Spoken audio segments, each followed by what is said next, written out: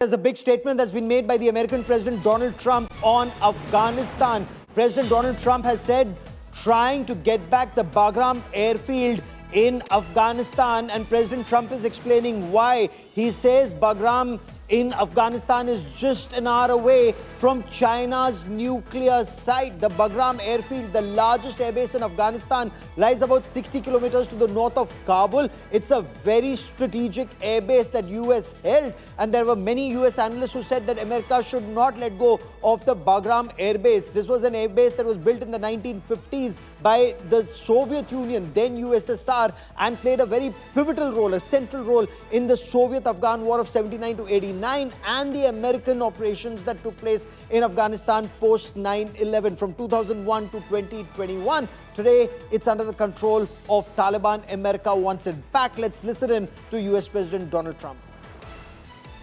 They just went through the Afghanistan total disaster for no reason whatsoever. We're going to leave Afghanistan, but we're going to leave it with strength and dignity. And we're going to keep Bagram, the big air base, one of the biggest air bases in the world. We gave it to them for nothing.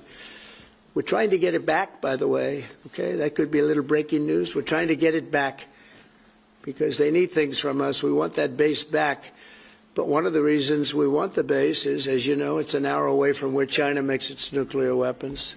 So a lot of things are happening. I want to quickly bring in Sandeep Unithan for more on this. Sandeep, America wants Bagram back. America had a strategic position in Afghanistan. They just abandoned it, fled. Now they want in once again. Absolutely, Gaurav. And you know, in fact, I've been to Bagram Airbase, and it's been one of those air bases that's so strategic. It was very, very key when the Soviets were occupying Afghanistan from 79 to 1988. And then later, when the United States entered Afghanistan in 2001, it was a key strategic airbase. That is where all the US Special Forces, they had expanded the base.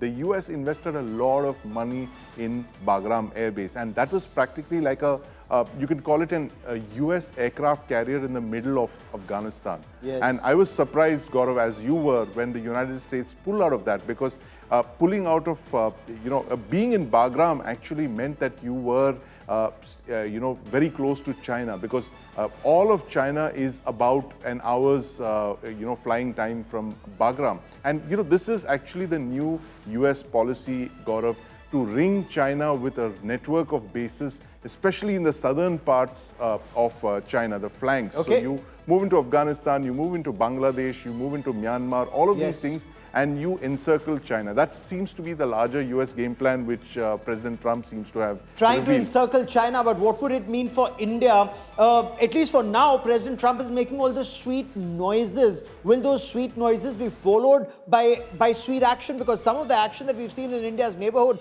has been rather hostile. President Trump has spoken on his conversation with Prime Minister Narendra Modi on the Prime Minister's birthday, when he tweeted to say that he's wished Prime Minister Narendra Modi, his good friend Narendra, a very happy birthday. He says, I'm very close to Prime Minister Narendra Modi. I'm very close to India. I spoke to him the other day. I wished him happy birthday. Listen in to President Trump. Very simply, if the price of oil comes down, Putin's going to drop out. He's going to have no choice. He's going to drop out of that war. And when I found out that the European nations were buying oil from Russia, and as you know, I'm very close to India. I'm very close to the Prime Minister of India. I spoke to him the other day, wished him a happy birthday. We have a very good relationship. He put out a beautiful statement, too. We have, but I said, I sanctioned them. China is paying a very large tariff right now to the United States. But I'm willing to do other things, but not when the people that I'm fighting for are buying oil from Russia. If the oil price comes down, very simply, Russia will settle.